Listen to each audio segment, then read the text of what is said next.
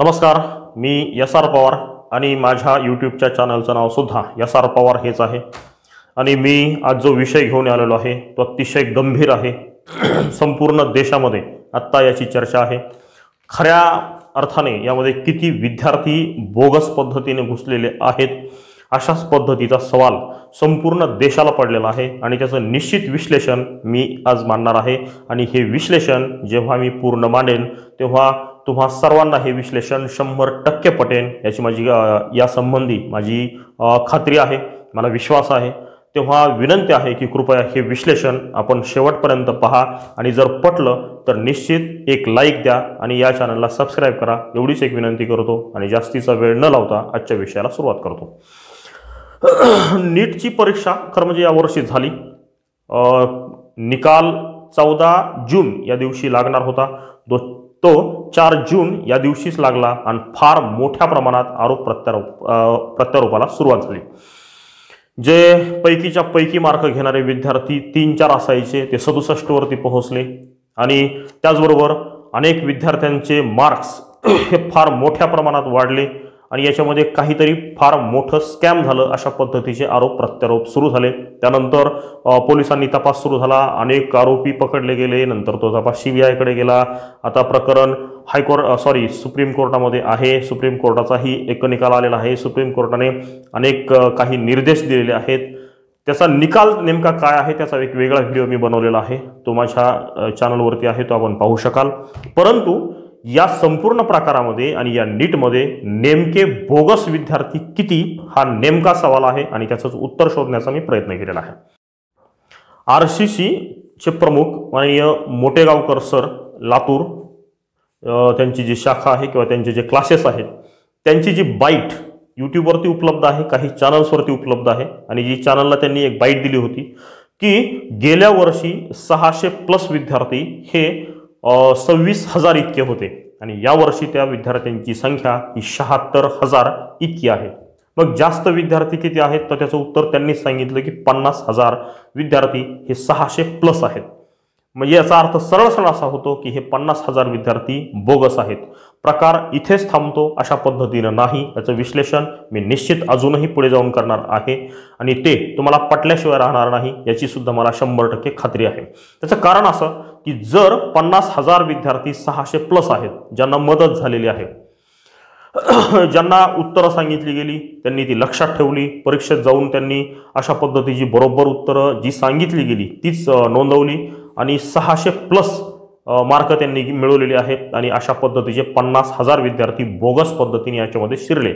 परंतु असेही अजून बरेचसे विद्यार्थी आहेत की ज्यांना उत्तरं सांगून सुद्धा त्यांच्या ती लक्षात राहिली नाहीत आणि त्यांना 600+ पेक्षा कमी मार्क पडले, म्हणजे 600 पेक्षा कमी पडले।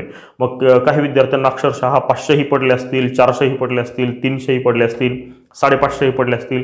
परंतु महत्त्वाचं म्हणजे ते 600+ पुढे गेलेले नाहीत, ते 600 पेक्षा मागे राहिले असेही हजारो विद्यार्थी असणार आहेत आणि त्यांची संख्या सुद्धा 50,000पेक्षा जास्त असू शकते। याचा अर्थ असा झाला की 600+ पेक्षा जास्त ते 50,000 आणि 600च्या आतमध्ये राहिले परंतु ज्यांच्यापर्यंत पेपर पोहोचला होता असेही विद्यार्थी 50,000। याचा अर्थ असा आहे की लाखाच्या घरामध्ये बोगस विद्यार्थी याच्यामध्ये घुसलेले आहेत। आणि होय, अशाच पद्धतीचं विश्लेषण मी जे केलेलं आहे ते तुम्हालाही आता हळूहळू पटल्याशिवाय राहणार नाही, तुम्हाला ते पटलेलं आहे, पटलेलं असणार आहे। यामध्ये दुसरा एक महत्त्वाचा मुद्दा असा होता की आता जी काउन्सिलिंग होती ती पुढे ढकललेली आहे, जी 6 जुलैपासून सुरू होणार होती ती पुढे ढकललेली आहे।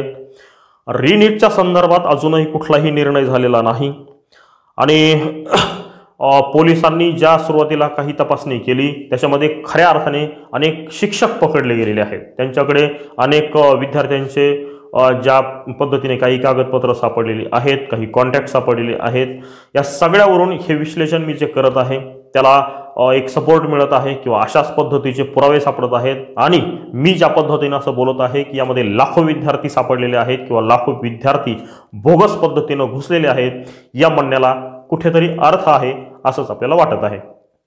खरं म्हणजे पोलिसांकडे जर हा तपास अजूनही जर राहिला असता तर बऱ्याचशा अपडेट्स आपल्यापर्यंत आतापर्यंत आल्या असत्या। परंतु नंतरच्या काळात सीबीआय आलं. सीबीआयने हा तपास संपूर्ण हातामध्ये घेतला आणि जो तपास त्याच्या काही अपडेट्स सर्वसामान्य जनतेपर्यंत येत होत्या त्या सर्व अपडेट्स येणं बंद झालं.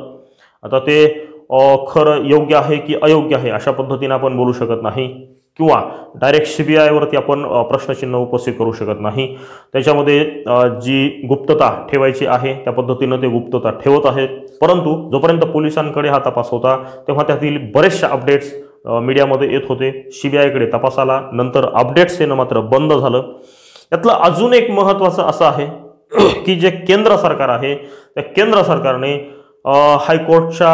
सुप्रीम कोर्टच्या निकालाच्या पूर्वी एक प्रतिज्ञापत्र सादर केलेलं होतं आणि त्या प्रतिज्ञापत्रामध्ये त्यांनी जे लिहिलेलं होतं ते की रिनीट घेण्यात येऊ नये आणि रिनीट जर घेण्यात आली तर जे विद्यार्थी खरं म्हणजे जे इमानदारीने पुढे गेलेले आहेत, हुशार आहेत, अभ्यास करून त्या परीक्षेला सामोरे गेलेले आहेत त्यांच्यावरती अन्याय होईल अशा पद्धतीचं मत किंवा अशा पद्धतीचं प्रतिज्ञापत्र केंद्र सरकारने सादर केलेलं आहे सुप्रीम कोर्टामध्ये. मला असं वाटतं की केंद्र सरकारने थोडासा विचार करायला हवा होता आणि जे मी आत्ता विश्लेषण केलेलं आहे की 50,000 हजार विद्यार्थी 600+ अचानक यावर्षी वाढलेले आहेत. तेव्हा केंद्र सरकारने फार गांभीर्याने विचार करून रिनीटचा विचार करायला हवा होता. परंतु दुर्दैव असं आहे की त्यांनी रिनीट घेण्यात येऊ नये अशा पद्धतीचं मत मांडलेलं आहे आणि एका अर्थाने मला असं वाटतं की संपूर्ण सरकारची इमेज किंवा सरकारची सुद्धा इज्जत वाचवण्याचा हा काहीतरी प्रकार असावा. त्याचबरोबर NTAची जी बदनामी होणार आहे किंवा जी होत आहे ती सुद्धा वाचवण्याचा त्यांचा प्रयत्न असावा. सरकारची बदनामी वाचवण्याचा त्यांचा प्रयत्न असावा. अशा पद्धतीचं काहीतरी असल्यामुळे त्यांनी रिनीट होऊ नये अशा पद्धतीचं मत व्यक्त केलेलं आहे किंवा त्या पद्धतीचं प्रतिज्ञापत्र हे हायकोर्टात सुप्रीम कोर्टामध्ये मांडलेलं आहे.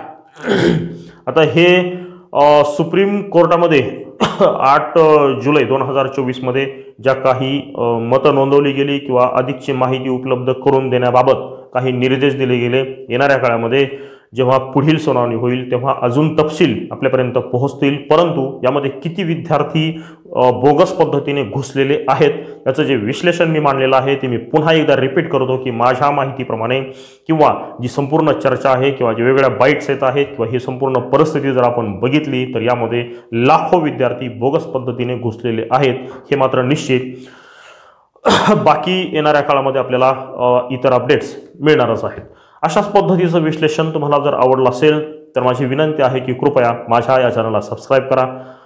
माझा हा व्हिडिओ जास्तीत जास्त शेअर करा, कमेंट करा, लाईक करा एवढीच एक विनंती करतो आणि या ठिकाणी थांबतो. धन्यवाद.